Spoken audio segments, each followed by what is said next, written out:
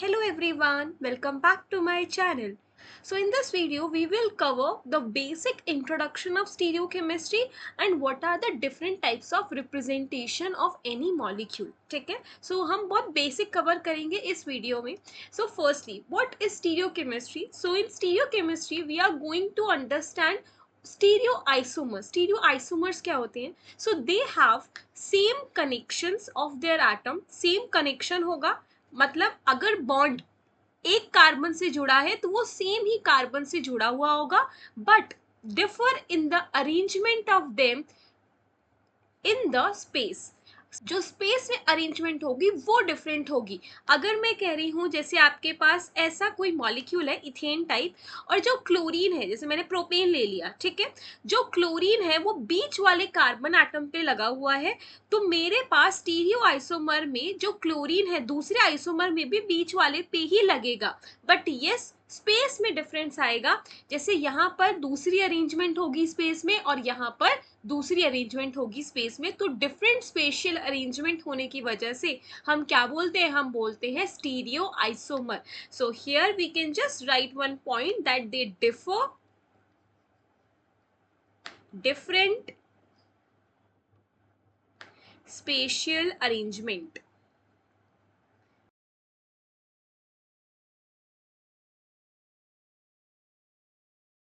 Now stereoisomer दो main category के होते हैं, ठीक है, कॉन्फिग्रेशनल आइसोमर और conformational isomer.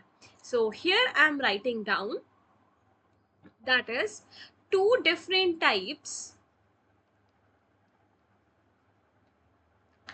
of stereoisomer.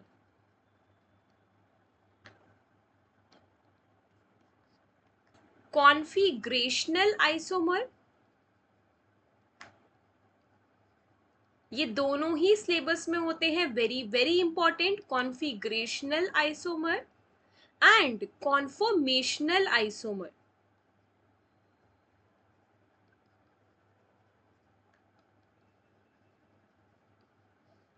Conformational isomers को हम रोटामर्स भी बोलते हैं. क्या बोलते हैं? रोटामर्स. अब ये रोटामर्स हमने क्यों बोला? बिकॉज कॉन्फॉर्मेशनल आइसोमर बनते ही तब है जब आप सिंगल बॉन्ड के अलोंग रोटेट कराते हो. सो रोटेशन अलोंग सिंगल बॉन्ड, और जब आपने रोटेशन करवाई तो आपको मिलते क्या है? कॉन्फॉर्मेशनल आइसोमर्स मिलते हैं. कॉन्फिग्रेशनल आइसोमर कैसे मिलते हैं? फिर ये मिलते हैं बॉन्ड ब्रेकिंग मेथड से. आपको बॉन्ड ब्रेक करने ही पड़ेंगे अगर आपको कॉन्फिग्रेशनल आइसोमर चाहिए. अभी हम इसका एग्जांपल देखेंगे. सो ये कैसे होगा? ये होगा बॉन्ड ब्रेकिंग मेथड से.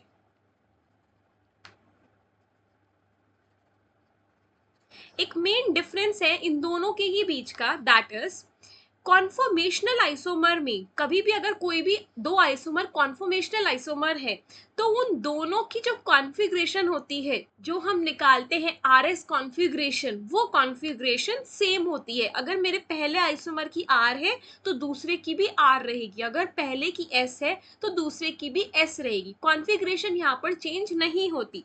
So you can just write down same configuration. हम कॉन्फ़िगरेशन कैसे निकालेंगे, क्या होती है आरएस कॉन्फ़िगरेशन, क्यों निकालते हैं, हम ये सब देखने वाले हैं. So here same configuration.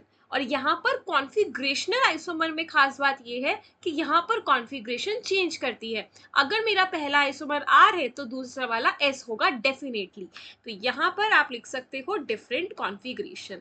ये था आपका इंट्रोडक्शन, दैट इज सबसे पहले स्टीरियो आइसोमर्स क्या है और उनके डिफरेंट टाइप्स क्या है, कॉन्फॉर्मेशनल है और कॉन्फ़िगरेशनल है. ठीक है, अब हम स्टार्ट करते हैं डिफरेंट टाइप्स ऑफ रिप्रेजेंटेशन. और इस वीडियो में मैं दो रिप्रेजेंटेशन कवर करूंगी, that is veg dash and saw horse. So firstly veg dash representation, very very important, बहुत बेसिक है, इजीली आपको इमेजिन भी हो जाएगा. देखो, वेज डैश रिप्रेजेंटेशन में सबसे पहले मैं आपको एक रिप्रेजेंटेशन खुद बना के दिखाती हूँ, then you will see that I have made over here. अगर मैं बोल रही हूँ आपके पास एक कार्बन एटम है, ये यहाँ पर मैंने ऐसे दो प्लेनर बॉन्ड्स बना दिए, इसको मैंने बोला ए, ये मेरे पास बी है, फिर मैंने बनाया ऐसे सॉलिड लाइन. ठीक है, ये मेरे पास सॉलिड लाइन आ गई, ये सी है, और ये मैंने यहाँ पर डैश लाइन बनाई, दैट इज डी. इतना आ गया, ठीक है। तो यहीं पे अब आपकी वेज डैश रिप्रेजेंटेशन आ जाती है, दैट इज ये जो दो मैंने सेम प्लेनर बॉन्ड्स बनाए ये बेसिकली प्लेनर ही है। अगर मैं ये मान के चल रही हूं कि ये वाला जो प्लेन है ये आपका प्लेनर प्लेन है, ठीक है, तो ये आपका प्लेन है पूरा कार्बन एटम और ये दो बॉन्ड्स एग्जैक्टली इस प्लेन पे लाई कर रहे हैं। तो जो ये सी एटम है ये मैंने ऊपर की तरफ बनाया, कैन यू सी, मैंने वेज बनाया। वेज मतलब होता है ऊपर की तरफ, टुवर्ड्स यू, जैसे अगर आप ऑब्जर्व कर रहे हो तो ये आपकी तरफ आएगा, या फिर आप ये कह सकते हो प्लेन में अबव द प्लेन होगा, and that is known as wedge valency या फिर वेज बॉन्ड। वैलेंसी भी बॉन्ड ही होती है, ठीक है। तो यहां पर मैंने क्या बोला, this is your ways valency, और यहां पर मैं बोल क्या रही हूं, वेज वैलेंसी होती क्या है, first thing towards the observer, आपकी तरफ आएगी, निकलेगी। जैसे आप इमेजिन कर सकते हो your phone screen like this, ये आपकी फोन स्क्रीन है जिसपे कार्बन और ए बी एटम्स लाई कर रहे हैं। तो ये सी एटम कैसे आएगा, ये सी एटम एग्जैक्टली आपकी तरफ निकलता हुआ आएगा बाहर स्क्रीन से, और ये डी एटम कहाँ जाएगा, ये पीछे की तरफ जाएगा, मतलब जो आपका फोन है उसके पीछे की तरफ निकलेगा, मतलब आपसे दूर जा रहा है, करेक्ट। तो यहाँ पर मैंने वेज वैलेंसी के लिए क्या बोला, मैंने बोला it is towards the observer, towards the observer, observer आप हो, ठीक है। मैंने एक और चीज बोली कि अगर आप ये प्लेन मान लो, जैसे आपने अपनी फोन स्क्रीन को प्लेन माना, तो प्लेन से जो ये सी वाला है ये बाहर की तरफ निकल रहा है, राइट, तो ऊपर की तरफ आ रहा है, आप ये कह सकते हो, राइट। तो यहाँ पर जो सी वैलेंसी है जो वेज पर है वो अबव द प्लेन है, तो हम यहाँ पर ये भी बोलते हैं that it is above the plane. जो वेज वैलेंसी होती है वो अबव द प्लेन होती है, ठीक है। अब आओ डी पर, डी वाली डैश पर है, तो yes this is your dash valency, और अगर डैश है सो बेसिकली मैं कह सकती हूँ it is away from the observer, so it is away. और अगर ये अवे है तो यहाँ पर जैसे मैंने अबव लिखा तो मैं लिख सकती हूँ that it is the below the plane valency, ये क्या होगी, प्लेन से नीचे आएगी। आपके पास अगर ये प्लेन है तो सी वाली ऊपर आ रही है, डी वाली नीचे जा रही है, this is your ways dash representation, done, ठीक है। तो यहाँ पर देखो, अब ये वाला जो मैंने यहाँ पे स्ट्रक्चर बनाया हुआ है इसमें भी सेम थिंग है। यहाँ पर मैंने ये वाला प्लेन माना है, ये जो आपको वर्टिकल प्लेन दिख रहा है ये वर्टिकल प्लेन है, यहाँ पर ये वाला हाइड्रोजन और ये कार्बन तीनों के तीनों प्लेन में है। ये वाला हाइड्रोजन बाहर की तरफ निकल रहा है प्लेन से, ठीक है, तो ये कहाँ होगा, ये वेज होगा आपकी तरफ टुवर्ड्स द ऑब्जर्वर। और ये वाला जो पीछे वाला हाइड्रोजन है पीछे की तरफ जा रहा है प्लेन से, इसका मतलब ये अवे फ्रॉम द ऑब्जर्वर है, ये क्या है, बिलो द प्लेन है। अंडरस्टूड, वेज डैश वैलेंसी यही होती है, वेरी बेसिक, डन, ठीक है। अब यहाँ पर समझो कॉन्फॉर्मर और कॉन्फ़िगरेशन का खेल, ठीक है, इसी में वेज डैश रिप्रेजेंटेशन में अगर मैं यहाँ पर बनाती हूँ, यहाँ पर बना रही हूँ, जैसे मेरे पास है कार्बन आटम, ठीक है, यहाँ पर मेरे पास ए है, ये मेरे पास बी है, डन। यहाँ पर मैंने ले लिया सी और यहाँ पर मैंने ले लिया डी, ठीक है। अब मैं चाहती हूँ कि मुझे रोटेट करना है मॉलिक्यूल, मुझे ये रोटेट करना है मॉलिक्यूल। तो अब देखो, हमेशा रोटेशन पॉसिबल होती है along a single bond, correct. Along a single bond आप इजीली अपने मॉलिक्यूल को रोटेट कर सकते हो। तो मैं ये कह सकती हूँ कि आप या तो इस वाले बॉन्ड को फिक्स कर लो सी ए बॉन्ड को, या तो आप सी बी बॉन्ड को फिक्स कर लो, ठीक है। तो आपको क्या ध्यान रखना है इसमें, जब भी आपको मॉलिक्यूल घुमाना है तो वो याद रखना कि हमेशा प्लेनर बॉन्ड को फिक्स कर लो, किसी भी प्लेनर बॉन्ड को, दो प्लेनर बॉन्ड है दोनों में से किसी को भी फिक्स कर लो। तो यहां पर मैंने बोला कि फिक्स एनी प्लेनर बॉन्ड,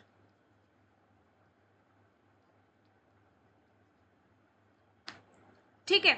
तो मैंने यहां पर इस ए एटम को फिक्स कर लिया, क्या किया मैंने, ए वाले बॉन्ड को फिक्स कर लिया, ये फिक्स्ड है। तो अब आप रोटेशन कैसे करोगे, अब आप रोटेशन करोगे, ये बी वाला चला जाएगा यहाँ पर, ये डी वाला आ जाएगा यहाँ पर और सी वाला आ जाएगा यहाँ पर, ठीक है। तो आपने क्या किया, आपने यहाँ पर सिंगल बॉन्ड के अलोंग रोटेट किया। तो देखो बॉन्ड तो सेम रहेंगे, एटम्स घूम रहे हैं, बॉन्ड सेम है, एटम्स घूम रहे हैं। तो बी वाला अब डैश पे आ चुका है, वेज वाला अब डी बन चुका है, और प्लेनर अब सी बन चुका है और ए आ चुका है, ठीक है। तो यहाँ पर आपने रोटेशन किसके अलोंग किया, सिंगल बॉन्ड के अलोंग, ये सी ए बॉन्ड के अलोंग आपने रोटेट कर दिया पूरा molecule.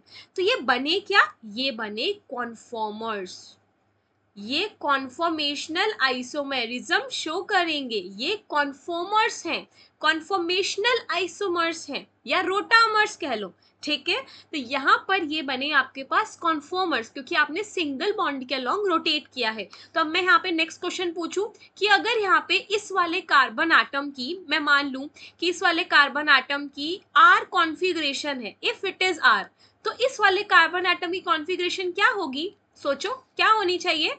See the characteristic point of conformational isomer? Yes, it would be R only. Same configuration होती है, अगर R है तो R ही रहेगी, अगर S है तो S ही रहेगी।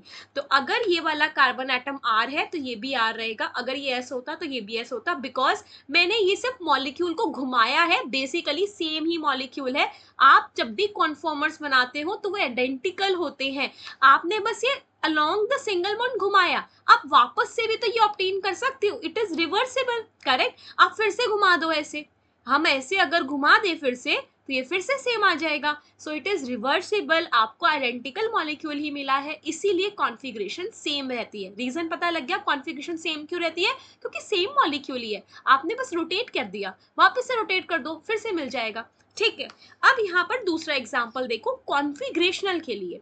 तो देखो अगर मैं यहाँ पर ले लेती हूँ कार्बन आटम, ठीक है, फिर से सेम मैंने ए बी ले लिया और इसी पे हम वेज पे सी और डैश पर डी ले लिया, ठीक है। अब मुझे क्या करना है, मुझे ना अब बी को नहीं चेंज करना, ना मुझे ए को चेंज करना, मुझे ऐसा आइसोमर चाहिए जिसमें यहाँ पर कार्बन आटम पे डैश पर अब सी आ जाए और वेज पर अब डी आ जाए, मुझे ऐसा आइसोमर चाहिए। तो ये बताओ ऐसा कैसे पॉसिबल होगा?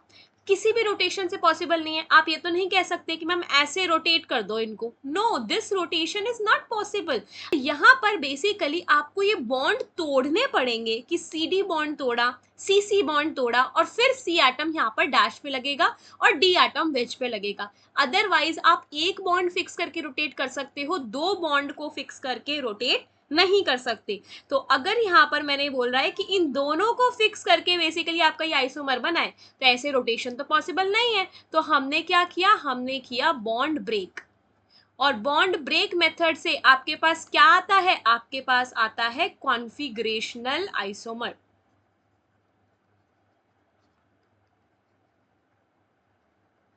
करेक्ट। ये क्या बने, कॉन्फ़िगरेशनल आइसोमर्स। तो यहाँ पर अगर इस वाले कार्बन एटम का आर कॉन्फ़िगरेशन है, तो अगर मैं पूछूं इस वाले कार्बन एटम का क्या होगा, तो you will say ma'am S होगा डेफिनेटली, क्योंकि डिफरेंट कॉन्फ़िगरेशन होता है हमेशा।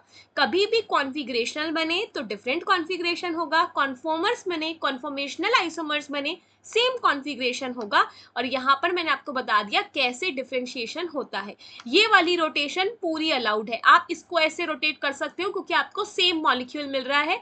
ये वाली रोटेशन नॉट अलाउड, क्योंकि यहाँ पर आपको डिफरेंट मॉलिक्यूल मिल गया। ये क्या है ये वाला मॉलिक्यूल, अब तो ये मॉलिक्यूल डिफरेंट मॉलिक्यूल है, तो डिफरेंट मॉलिक्यूल मिलने की वजह से ये वाली rotation is not allowed, this rotation is allowed. तो पूरी स्टीरियोकेमिस्ट्री में आप देखोगे ये वाली रोटेशन अलाउड होती है, ये कर रहे होते हो आप हर जगह, ये वाली रोटेशन आप नहीं करते, कॉन्फ़िगरेशन वाली नहीं करते, ठीक है। समझ आ गया पूरा।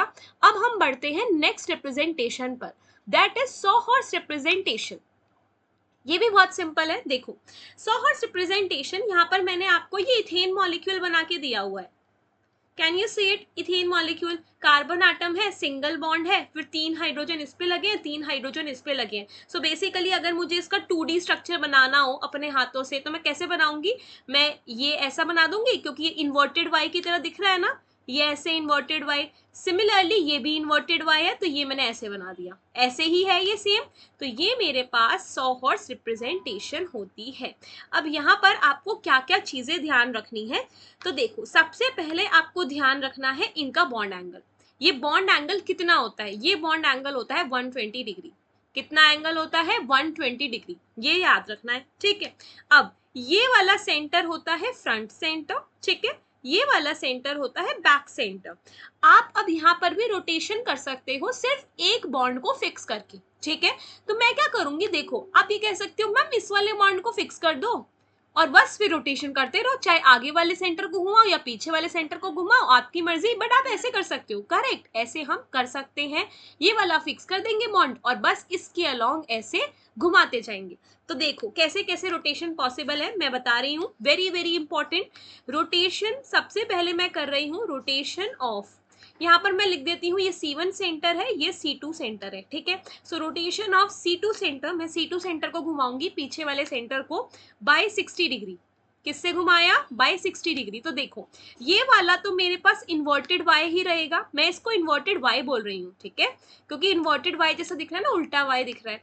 अब देखो यहाँ पर 60 डिग्री के अलॉन्ग घुमाया, तो ये बीच वाला एंगल है 60 डिग्री, आपको ऐसे घुमाना पड़ेगा, right, this is your 60 degree. तो बस आपको अब ये वाला हाइड्रोजन कैसे बनाना है, अब आपको ये वाला हाइड्रोजन ऐसे बनाना है, ठीक है। सिमिलरली ये नीचे वाले हाइड्रोजन भी शिफ्ट होंगे, तो आपके पास ऐसा कुछ बन के आ जाएगा, करेक्ट। तो ये क्या बन गया, अब y बन गया। तो देखो यहाँ पर रोटेशन हो गई है, डन, ठीक है। तो ये रोटेशन अलाउड है, आप ये रोटेशन कर सकते हो इजीली। देन नेक्स्ट, अब मैं बोलूं कि मुझे रोटेशन करनी है, rotation of C2 centre by 120 degree, 120 degree से घुमा देते हैं।